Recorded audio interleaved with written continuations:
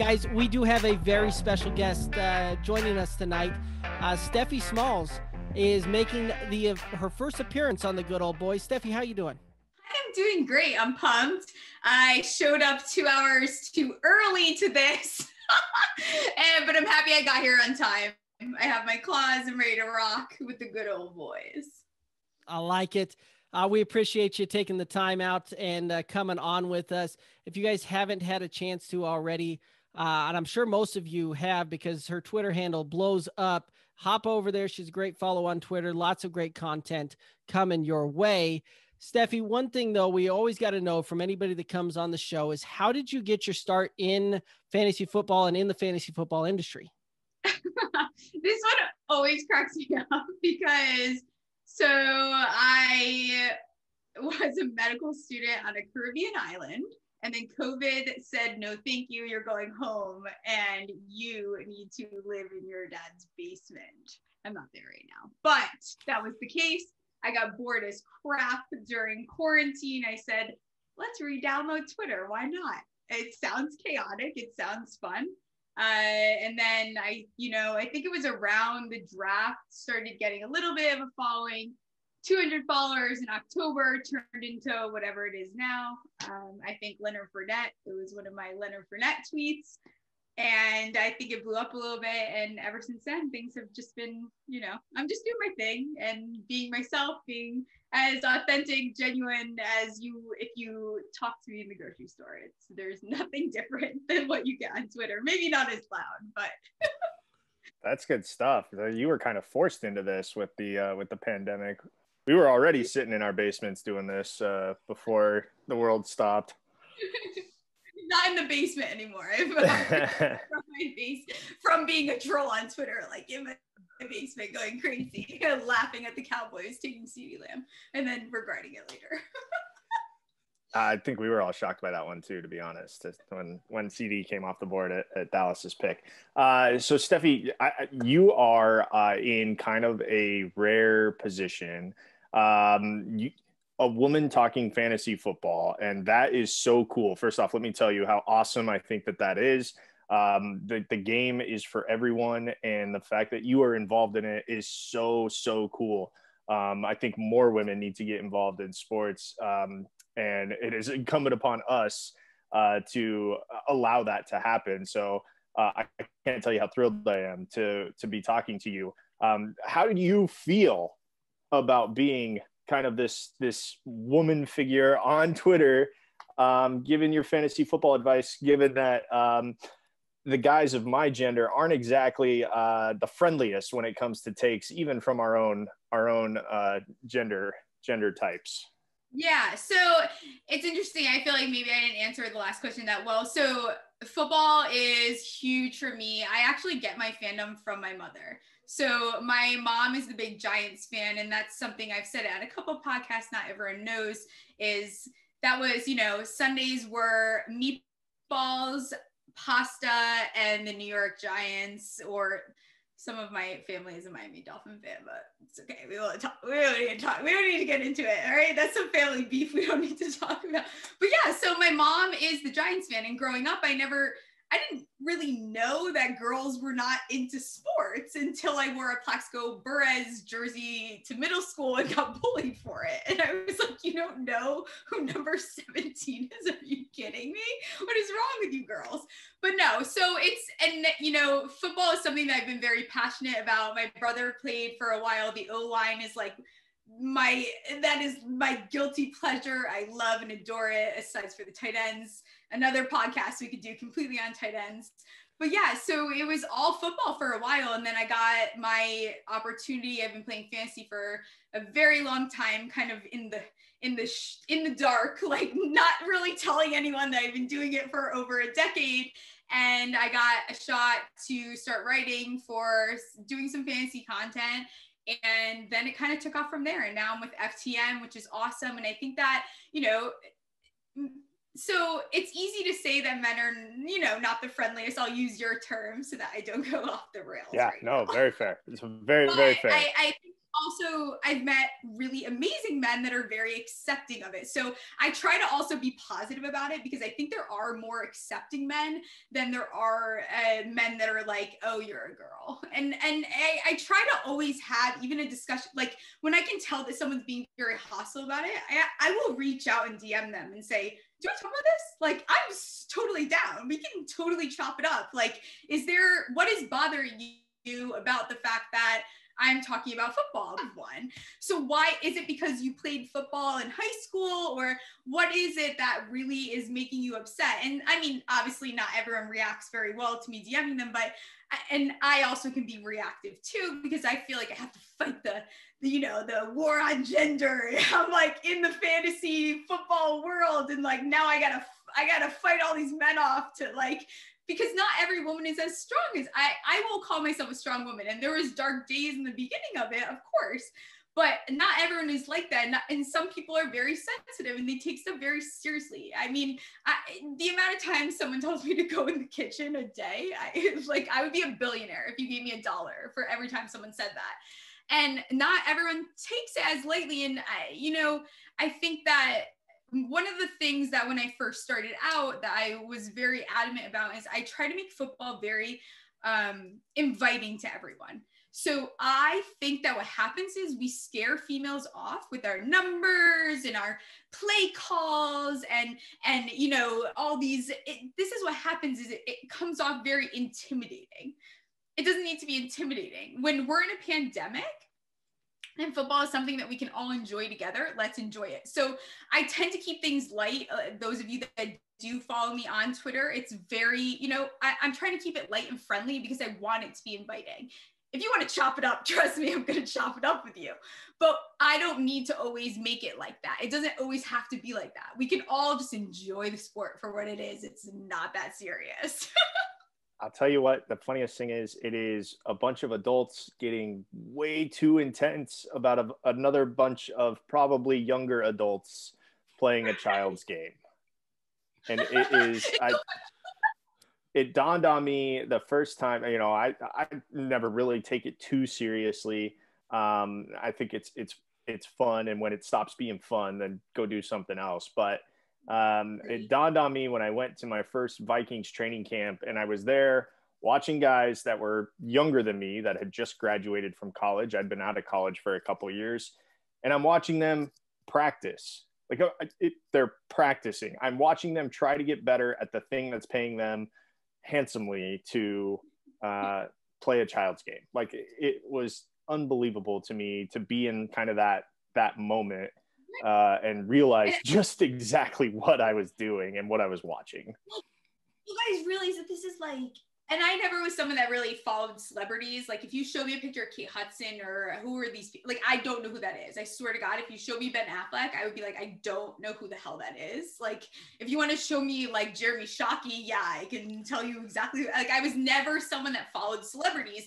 And I get it now. It's like, it's so psychotic to be like super obsessed with these people, but even being a content creator, being someone that puts out content as a fantasy football, whatever you want to call it. I don't know what we're called entirely. I don't know that I love content creator. But if you're not having fun doing this, if you're not having fun watching football, if you're not having fun playing fantasy, you are doing it wrong 100%. Like this should be fun. This is a fun thing. So if you are taking it so seriously that you are worked up, you are not having fun and you are not doing it right. Like it's so bizarre to me. I will add to that though. Fun and frustrate. You're allowed to experience both. Yes. You're allowed to be frustrated and still have fun. Yes, that's fine. I get frustrated all the time. Frustrating is the most, aside from gleeful joy, you should also be frustrated too, because fantasy football is very frustrating. But if it's like overwhelming your life and you're angry all the time, it's like that's a problem. Yes. Agreed. Stephie, you said that you've played fantasy for a little over a decade now. Talk to me about some of your fantasy teams last year. How'd you fare in your fantasy teams? How many leagues did you play in? Did you come home with any ships? I did. So I did pretty well last year, and I will give that credit to my Josh Allen, Stephon Diggs call. So in my redraft leagues, I really felt that one coming. I just loved the idea of that chemistry. I felt like, Stephon Diggs wasn't really having his potential unlocked yet. And, you see that a lot when these players, paired with that Josh Allen, it just seems so sexy to me. So a lot of my wins came from teams that I had both of them on there. The teams that I lost were the teams that I was like, you know what? This year, a tight end is not going to screw me, and I'm going to take Kittle as early as possible. And then the bastard had to get hurt, right? And I recovered pretty nicely, but I think that you can't recover from taking Kittle in the second round and Saquon in the first, right? So you don't recover from that very well. And then having Dak as your quarterback, right? Like, explain to me how you recover. And I did okay. I picked up Tanyan at the right time, and I didn't end up at second, third in a couple leagues. And now I've just gone off the rails with leagues. I'm in like 26 startup drafts right now for dynasty leagues.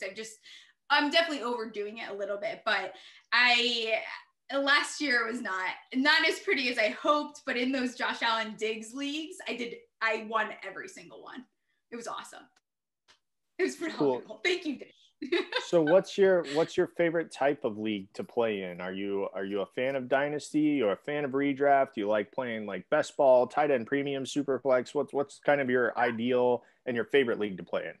Right. So since this is like I don't know, what do you call it? The industry. Now that I'm in the industry, I'm like I'm learning a little bit more about how people play. I do like redraft. There's a redraft in my heart. I do love me some redraft, but dynasty is growing on me. So some of my first dynasty leagues, I didn't know what I was doing. And now that I understand the art and the beauty of it, there's to like actually plan instead of just being an idiot while you're like drafting for the first time. But I love myself some tight end premium, let me tell you.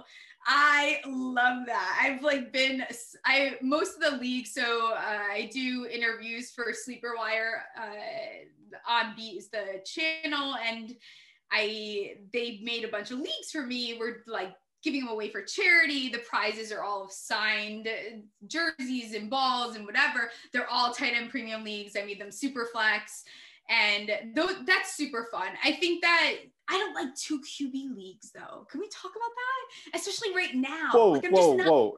How do you play a super flex without a 2 QB? Like that's bonkers. No, I hate like 2 QB and then like 4 super flex leagues. Like, okay, you need to all right, yeah.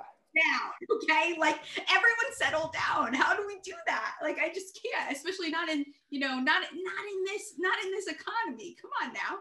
You said that you're venturing out and playing in more and more leagues this year. Have you ventured into any of the some of the stranger formats like pirate leagues or guillotine leagues or vampire leagues?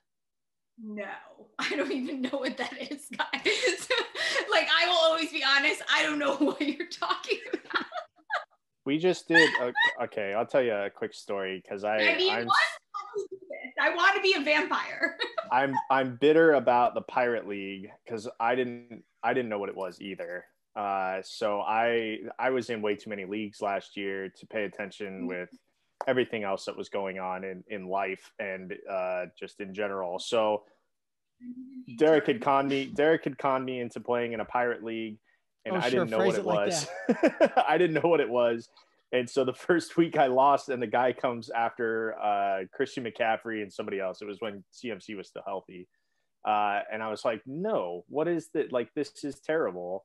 The pirate league, you get to protect a couple players. And then if you lose, whoever you lose to gets to poach whatever players you get to protect. Yeah. So, I need to play that. That is so cool. Yes, in theory, it's a fantastic idea. Had I known what I was getting myself into, I think I would play in a pirate league in the future, knowing what I know now. We just did our first guillotine league this year, which is something that I had heard about on the radio, no less. Somebody was chilling their website about guillotine leagues, and guillotine league is the lowest scorer of the week will get eliminated from the league, and then their players go into the available player pool so that you can pick them up on free agency. No, you guys are blowing my mind. Fantastic. I need to get into that. Where do you find them? I've never even heard of them. We actually run a couple. We made our own guillotine league. The Pirate League was on Sleeper. Yep. But yeah, I think if you just go kind of hunting for it, you probably find your way into one. Time I feel very left out. If we're doing the guillotine again, we've got a spot for you in the guillotine league. We really do. Love that. That'd be great.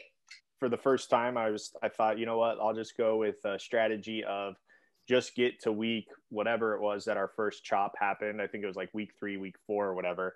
And then try and pick up players through the waiver wire. You have a fab budget and all that stuff, so you can't go crazy, but it didn't work out. I was one of the last, I think, 4 or 5 teams, maybe one of the last 3 or 4. I don't remember, Derek. But yeah, it's a very, very interesting way to play fantasy football. Very chaotic, and that's why extremely chaotic from week to week. A guillotine league, a pirate league, or a vampire league just has an odd little twist in there, because then you've got to, it's another thing that you've got to be strategic about going through. It's not about just having the best players and the best rosters, and you've got to have that and additional strategy on top of it. So a lot of fun there. But Stephie, how can all the listeners connect with you through your socials? Sure. It's very easy at Stephie Smallls with 3 L's. Same thing for Instagram and Twitter. And basically everything I do is on there. I work for FTN Network right now, but usually I try to keep everyone very updated on what I'm doing through my Twitter. Like, you can basically figure out what's going on through my Twitter. Everything's in my bio, whatever you're looking for. You can DM me if you really want to know my schedule. We could talk about it, but usually you can find everything on my profile.